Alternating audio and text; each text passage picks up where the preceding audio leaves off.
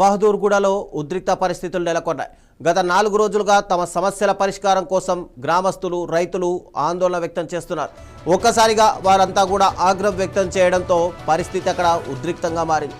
నిరసనకారులను చిడగొట్టేందుకు పోలీసులు, గ్రామస్తులు ప్రతిఘటించడంతో తీవ్ర ఉద్రిక్త నెలకొంది. ఇక పోలీసులు, ఆందోళనకారుల మధ్య వాగ్వాదం తీవ్ర రూపం దాల్చింది. పోలీసులపై పలువురు కారం పొడి, కట్టెలు, రాళ్లతో దాడి చేసినట్టు తెలుస్తోంది. దీంతో అక్కడ ఉద్రిక్త పరిస్థితులు నెలకొన్నాయి. పరిస్థితిని అదుపులోకి తీసుకొచ్చేందుకు పోలీసులు అదనపు బలగాలను మోహరించారు.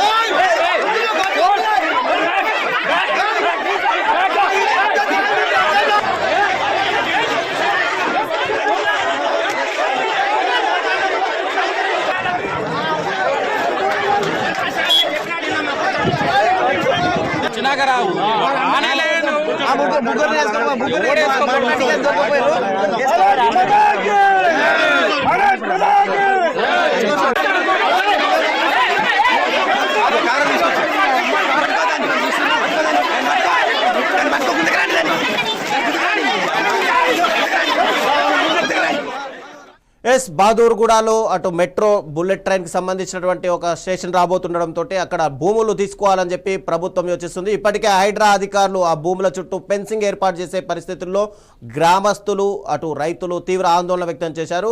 పోలీసులు పూర్తిగా 400 నుంచి 500 మంది పోలీసులు ఒక పికెటింగ్ ఏర్పాటు చేసి ఆ ల్యాండ్స్ స్వాధీనం చేసుకునే ప్రయత్నం చేయడంతో అక్కడ ఉన్నటువంటి గ్రామస్తులు పూర్తిగా కారం, రాళ్లతోటి, అటు కట్టెలతోటి దాడులు చేయడంతో పోలీసులు కొద్దిగా తీవ్ర ఉద్రిక్తత పరిస్థితులు అయితే అక్కడ నెలకొన్నాయి. పోలీసులు కూడా అటు ఆందోళనకారులను అదుపులోకి తీసుకుంటున్నట్టుగా కనిపిస్తుంది. అయితే ఇదే అంశానికి సంబంధించి మరింత సమాచారం మా బ్యూరో చీఫ్ రాజ్ కుమార్ అందిస్తారు. రాజ్ కుమార్, చెప్పండి, అక్కడ పరిస్థితి చూస్తుంటే కనుక తీవ్ర ఉద్రిక్తంగా కనిపిస్తుంది.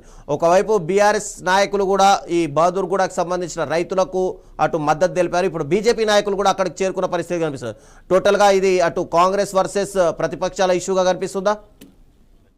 Right Ravichandra, good evening. ప్రస్తుతం మనం బహదూర్గూడలో ఉన్నాం. ఉదయం నుంచి యొక్క గొడవ నడుస్తూ ఉంది. అయితే సాయంత్రం 4 గంటల సమయంలో రైతులు కాస్త ఆందోళన చెందారు. ఆందోళన చెంది ఎవరైతే పోలీసులు అరెస్ట్ చేస్తామని ముందుకు రావడంతో వారి మీద కుర్చీలు, రాళ్ళు విసిరారు. దాంతోపాటు ఎవరు కూడా ఊహించని విధంగా కారపొడి వాళ్ళ దగ్గర కారపొడి చల్లిన పరిస్థితి. దీంతో కొంతమంది పోలీసుల కళ్ళల్లో కారం పడింది.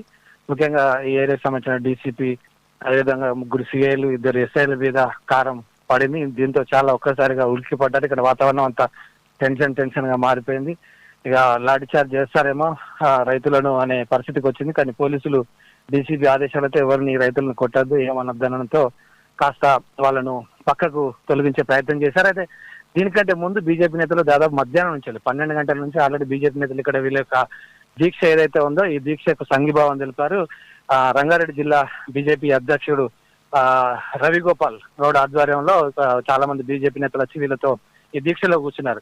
సో వాళ్ళు ఎట్టకేలకు వాళ్ళని కూడా పోలీసులు అరెస్ట్ చేసి స్థానిక పోలీస్ స్టేషన్ తరలించిన పరిస్థితి. ఈ అరెస్ట్ చేసిన తర్వాత, బీజేపీ నేతలను తరలించిన తర్వాత రైతులు ఎప్పుడైతే ముందుకు వస్తున్నారో అప్పుడు పోలీసులు కొంచెం అరెస్ట్ చేశామనే ఆలోచనతో వెంటనే కారం చల్లిన పరిస్థితి. సో మనతో పాటు కొంతమంది రైతులు ఉన్నారు. నేను ఫోన్ లో మాట్లాడించే ప్రయత్నం చేస్తాను. రైతులు ఉన్నారు ఇక్కడ, వాళ్ళ వర్షన్ కూడా మనం తీసుకుందాం. ఇక్కడ కొంచెం లైవ్ సిగ్నల్ లేనందున మనం ఫోన్ మాట్లాడదాం. మనతో పాటు ఉన్నాడు లక్ష్మణ్ గారు. చెప్పండి, ఇది లైన్ లో ఉన్నారు, మీరు మీ వర్షన్ చెప్పండి. సార్, మేము ఎన్ని రోజుల నుంచి నిరాహార దీక్ష చేస్తున్నాం. మొత్తం ఎవరిని ఇట్లింత డిస్టర్బ్ చేయకుండా చేస్తున్నాం. అర్థమైందా? ఈ రోజు అనివార్య కారణం వల్ల వాళ్ళు కొంచెం చేసినారు ఆడపిల్లలు, తెలుసో తెలియకనో. అందుకే మేము కంటిన్యూ చేస్తాం. మాకు ఎవరు వచ్చి ఒప్పుకోలే, మాకు ఒక నోటీస్ ఇవ్వలేదు సార్. మేమేమన్నా ఉగ్రవాదులు మాకు మినిమం ఇక్కడ 500-600 ఇస్తున్నారు సార్. దాంతో పాటు గజాలు ఉడాలు ఎవరు చేసిస్తున్నారు. దాంతో పాటు మాకు పొలం లాస్ అవుతున్నాగా, ఇంకా దూరమైనా సరే ఇంకో మా ఎక్కడ పోతే అద్దెకరణ పొలం ఏమన్నాం. దాన్ని ఎవరు చర్చలు జరుపుతలేదు సార్. దౌర్జన్యంగా నైట్ 4 గంటలకు ఇంట్లోకే చెల్లక ముందే మనం ట్యాగ్ చేసేసారు సార్. మా ఫ్యామిలీని అక్కడనే బ్యాగ్ చేసి మాకు తిండి లేదు తిప్పలేదు ఇప్పటిదాకా. ఆర్డీఓ వచ్చినట్టు అన్నారు కదా, ఆర్డీఓ వచ్చిండు ఆయన ఇట్లా మేము చూపించిన డాక్యుమెంట్స్ కు రిటర్న్ కౌంటర్ ఇట్లా ఇవ్వకుండా వెళ్ళిపోయింది సార్. ప్రభుత్వము ఇది మా స్థలం అని ప్రభుత్వం అంటుంది. అవును సార్, గవర్నమెంట్ ప్రకారం వాళ్ళ పొలం మేము 70 సంవత్సరాల నుండి ఉన్నాం, అర్థమైందా? మరొకసారి రీసర్వే చేసి ఎవరున్నారు ఎట్లున్నారు పొజిషన్ లో కూర్చొని అంటే రైతులకు ప్రజాపాలన అంటారు కదా సార్, మరి అర్థమైందా? ప్రజాపాలన మరి అందరికి పాస్బుక్లు ఇచ్చి చేయాలిగా, మరి పాస్బుక్లు ఇచ్చేవు రైతులను నైట్ వచ్చేసి మేము క్రిమినల్స్ ఏమన్నా టెర్రరిస్టం సార్ మా ఇంటిలో అవసరం చేయనికే. ఇప్పటి వరకు మా బలరు ఆవులు మా పాలు ఇట్లా పెట్టుకోలేదు సార్ మేము. మరి ఏమంటారు ఇప్పుడు భవిష్యత్ కార్యాలయం ఏంటి? అవును సార్, మాకు వాళ్ళకి ఇచ్చే ప్యాకేజ్ తో పాటు మాకు భవిష్యత్ ఏం లేదు సార్. మాకు పై అధికారులు కలెక్టర్ సార్ కానీ మినిస్టర్ గాని ఉండగా సార్ మాకు వచ్చి క్లియర్ గా మాకు ఒకటి మాకు చెప్పాలి సార్, క్లియర్ గా మాకు ఒక ఒప్పందం చేసినాకనే మేము ఏదైనా చేస్తాం సార్. ఇంకోటి సార్, ఇప్పుడు మీరే గవర్నమెంట్ వాళ్ళే ఏమంటారు సార్, ఒక రైతు 13 నుంచి 15 సంవత్సరాల కబ్జా మీద ఉంటే పట్ట పాస్ బుక్ అసైన్ ల్యాండ్ ఏదో పట్టియాలని అంటారు. అలా మేము 70-80 సంవత్సరాల నుంచి ఉంటున్నాం సార్. ఇప్పుడు ఎయిర్పోర్ట్ వాడక ముందు నుంచి ఉంటున్నాం సార్. ఇప్పుడు ఎయిర్పోర్ట్ వాడడానికి గుంజుకుంటున్నారు సార్ మా పొలాన్ని. ఎందుకు ఇక డిమాండ్ ఎక్కువ అయ్యి మేము వెంచాలు కట్టుకోనికే లేకపోతే వేరేది ఏమైనా పని చేసుకోనికే వీళ్ళు గుంజుకుంటురా, లేకపోతే ఎందుకు సార్ మరి ఇన్ని రోజులు? రవిచంద్ర, ఇది పరిస్థితి ఇక్కడ. సో మొత్తం మీద అయితే రైతులు ఆవేదన వ్యక్తం చేస్తున్నారు. మాకు నష్టపరిహారం ఏదైనా ప్రకటించి అప్పుడు ఈ యొక్క ప్రాజెక్టుకు స్థలం తీసుకోండి, మీకు ప్రాజెక్టు వ్యతిరేకం కాదు, కానీ మేము 70-80 ఏళ్ళ నుంచి తాతల నుంచి ఉంటున్నాం, తాత ముత్తాతల నుంచి, కాబట్టి మాకు ఏదైనా ఒకటి మీరు నష్టపరిహారం ప్రకటించిన తర్వాత మేము ఈ యొక్క ఆందోళన విరమిస్తామని అంటున్నారు రవిచంద్ర. ఇక్కడ టీఆర్ఎస్ కానీ అటు డైరెక్ట్ గా బీజేపీ నాయకులు రంగంలోకి దిగినట్టుగా కనిపిస్తుంది. ఒకవైపు కార్తిక్ రెడ్డి, పటోల కార్తిక్ రెడ్డి కూడా ఇదే అంశానికి సంబంధించి మాట్లాడారు. అయితే ఇప్పుడు బీజేపీ నాయకులు కూడా అటు డిస్ట్రిక్ట్ ప్రెసిడెంట్ కూడా ఇదే అంశం పైన మాట్లాడుతున్న పరిస్థితి. అయితే టోటల్ గా చూసుకుంటే కనుక అటు బీజేపీ బీఆర్ఎస్ రెండు కూడా వాళ్ళకు రైతుల పక్షాన నిలబడే అవకాశాలు కనిపిస్తున్నాయి. బీజేపీ కూడా రైతుల పక్షానే నిలబడుతుంది. బీఆర్ఎస్ మరి అరెస్ట్ చేశారు వీళ్ళకు. కార్తిక్ రెడ్డి, సబితాంద్ర రెడ్డి కుమారుడు కార్తిక్ రెడ్డి ఇక్కడ వీళ్ళను రైతులను వాళ్ళకు సంఘీభావం తెలపడానికి వచ్చినప్పుడు, అదేవిధంగా బీజేపీ నేత తోకల శ్రీనివాస్ రెడ్డి వాళ్ళిద్దరు వస్తుంటే మధ్యలో వాళ్ళని అరెస్ట్ చేశారు. అదే ఈ రంగారెడ్డి జిల్లా ప్రెసిడెంట్ ఎవరైతే ఉన్నారో ఒక ప్రైవేటు ఫామ్ హౌస్ లోకి వెళ్ళి పోలీసులకు తెలియకుండా రహస్యంగా వచ్చి వీళ్ళు దీక్షలో కూర్చున్న పరిస్థితి. అందుకే ఆయన దాదాపు ఒక 4-5 గంటలు 4 గంటల వరకు ఇక్కడే ఉన్నారు. సో బీజేపీ నేతలు స్పష్టంగా చెప్తారు, కేంద్ర ప్రభుత్వం ఈ ప్రాజెక్ట్ ఇచ్చింది, రేవంత్ రెడ్డి సర్కార్ యొక్క ఈ రాష్ట్ర ప్రభుత్వం యొక్క విధి ఏంటి, భూసేకరణ యొక్క రాష్ట్ర ప్రభుత్వం యొక్క బాధ్యత. కాబట్టి భూసేకరణ అయ్యేటప్పుడు రైతులకు సంబంధించిన నష్టపరిహారం R&R ప్యాకేజ్ ఏదైతే ఉందో అది మాట్లాడుకోవాలి, అది రాష్ట్ర ప్రభుత్వం చేతిలో ఉంటుంది. ఇది కావాలనే బీజేపీ బుల్లెట్ ట్రైన్ ప్రాజెక్ట్ ఇచ్చింది కాబట్టి బీజేపీ మీద బురద వెళ్ళడానికే కాంగ్రెస్ ప్రభుత్వం చేస్తుందనే అనుమానం కూడా వ్యక్తం చేసిన పరిస్థితి. సో ఒకవైపు బీఆర్ఎస్, ఇంకోవైపు బీజేపీ రైతులకైతే మద్దతు తెలుపుతున్నారు. రైతులకు ఏదైనా నష్టపరిహారం ప్రకటించిన తర్వాత ఈ ప్రాజెక్ట్ యొక్క సర్వే కావచ్చు పనులు మొదలు పెట్టమని వాళ్ళు అంటున్న పరిస్థితి రవిచంద్ర. అంటే అక్కడ లోకల్ కాంగ్రెస్ లీడర్ కూడా ఎన్నికల సమయంలో వీళ్ళకు పట్టాలు ఇప్పిస్తాను అని చెప్పి హామీ ఇచ్చినట్టుగా తెలుసు. అయితే మరి ఎమ్మెల్యేమైనా దీనిపైన స్పందించినట్టుగా అటు గ్రామస్తులు చెప్తున్నారా?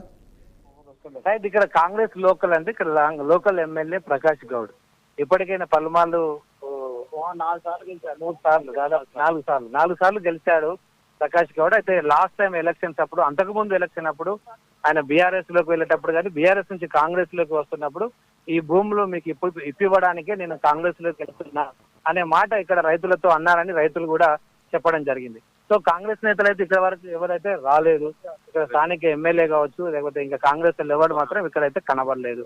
కేవలం ఒక బీఆర్ఎస్ బీజేపీ నేతలు మాత్రం వచ్చారు. కాంగ్రెస్ వర్షన్ కూడా ఇంతవరకు అయితే ఇక్కడ లేదు. మరి కాంగ్రెస్ ఏ విధంగా స్పందిస్తుందో, మరి వీళ్ళకి ఏ విధంగా సహాయపడుతుందో, స్థానిక ఎమ్మెల్యే కావచ్చు లేదా మంత్రులు కావచ్చు ఏ విధంగా వీళ్ళకు హామీ ఇస్తారో వాళ్ళు వెయిట్ చేస్తున్నారు. అందుకే కలెక్టర్ గానీ ఆర్డీఓ గానీ హామీ ఇస్తే మేము ఆందోళన విరమింపజేస్తామని ఇక్కడ రైతులు డిమాండ్ చేసిన పరిస్థితి రవిచంద్ర. అంటే ఇప్పుడు ప్రస్తుత కాంగ్రెస్ ప్రభుత్వం పైన తీవ్ర విమర్శలు అయితే వస్తున్నాయి. గతంలో లఘుచర్ల విషయంలో కానీ ఇప్పుడు ఈ విషయంలో కానీ అటు హైదరాబాద్ సెంట్రల్ యూనివర్సిటీ భూముల విషయంలో కానీ పూర్తిగా ఎక్కడికక్కడ భూముల్ని స్వాధీనం చేసుకోవడానికి ప్రభుత్వం చూస్తుంది అనే ఆరోపణలు వినిపిస్తున్నాయి. దీన్ని ఎలా చూడాలి రాజ్ కుమార్? కరెక్ట్, ఆరోపణలు అయితే వస్తున్నాయి. ఎందుకంటే కాంగ్రెస్ పార్టీ రేవంత్ రెడ్డి సర్కార్ అధికారంలోకి వచ్చిన తర్వాత ప్రజాపాలన అనే పేరుతో మమ్మల్ని ఇబ్బంది పెడుతున్నారని ఇక్కడ రైతులు కూడా ఆరోపిస్తున్న పరిస్థితి. మీరు అన్నట్టుగా సెంట్రల్ యూనివర్సిటీ కావచ్చు, లగచర్ల కావచ్చు, తర్వాత ఇప్పుడు ఇక్కడిది కావచ్చు, తర్వాత ఖమ్మంలో కూడా జరిగింది. ఖమ్మంలో కావచ్చు ఆ తర్వాత ఇంకా రంగారెడ్డి జిల్లాలో ఇంకా కొన్ని ప్రాజెక్టులు, మోయినాబాద్ దగ్గర కూడా ఇలాంటి ఏమవుతుందంటే భూసేకరణ విషయాల్లో కాంగ్రెస్ ప్రభుత్వము రేవంత్ రెడ్డి సర్కార్ కాస్త కొంత ప్రజలకు వ్యతిరేకంగా, ప్రజలకు ఆకాంక్షలకు వ్యతిరేకంగా వ్యవహరిస్తున్నట్టుగా వీళ్ళు ఆరోపిస్తున్నారు. భూములు ఇవ్వాలి, రైతులకు ప్రజలకు ఇండ్లు కట్టివ్వాలి, భూములు ఇవ్వాలి, ఇంకేదైనా సాయం చేయాలి. కానీ ఆ ప్లేస్ లో ఆల్రెడీ వీళ్ళు కొన్ని సంవత్సరాల నుంచి ఏదైతే సాగు చేస్తున్నారో, మనం హైడ్రా కూడా చూస్తున్నాం, హైడ్రా ఇండ్లను కొలగొడుతున్నారు. ఇప్పుడు దాంతో పాటు ఇది ఖచ్చితంగా కాంగ్రెస్ ప్రభుత్వం కాస్త వ్యతిరేకత అయితే ఇక్కడ కనబడతా ఉంది. ఇక్కడ స్థానిక ఎమ్మెల్యేపై చాలా మంది విమర్శలు చేసిన పరిస్థితి. అంటే గత 70 సంవత్సరాలుగా ఆ ల్యాండ్ని అక్కడ ఉన్నటువంటి రైతులే సాగు చేసుకుంటున్నట్టుగా చెప్తున్నారు. అయితే ఆ 70 సంవత్సరాల సమయంలో ఎప్పుడూ కూడా గవర్నమెంట్ని అడిగినట్టు కానీ, లేదంటే వాళ్ళకి సంబంధించిన పట్టా పుస్తకాల కోసం ప్రయత్నాలు జరిగినట్టుగా ఏమైనా చెప్తున్నారా గ్రామస్తులు?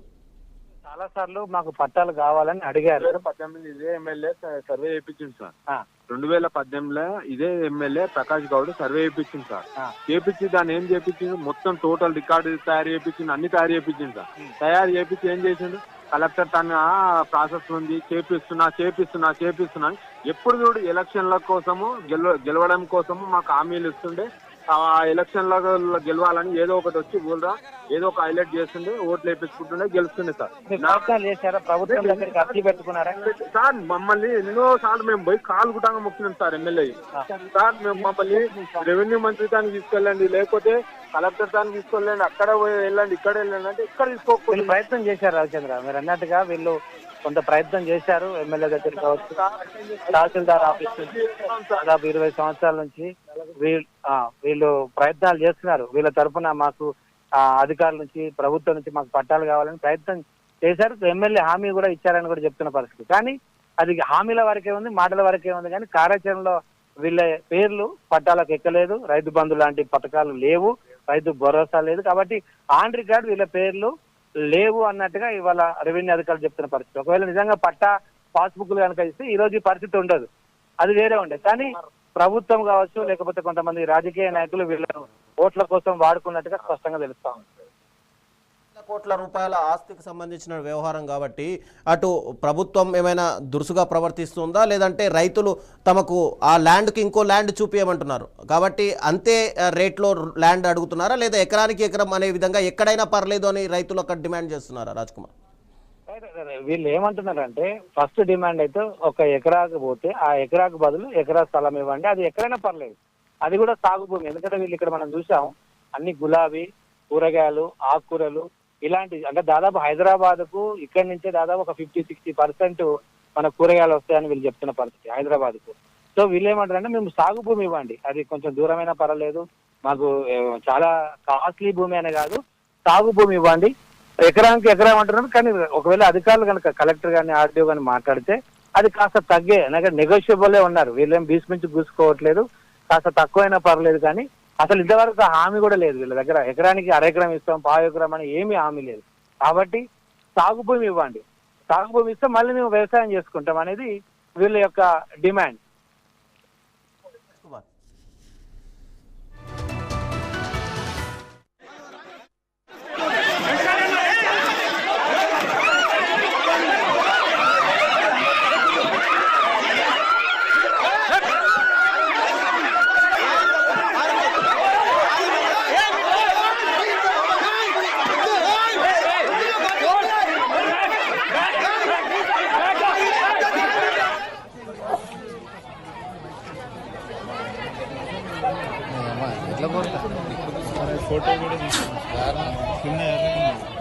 ఫోటో కూడా తీసుకోండి సార్. ఒక్క నిమిషం కొంచెం జరగండి సార్, ఒక్క నిమిషం. ఎస్ఐ గారికి ఇట్లా అయిందని చూపిస్తాం సార్.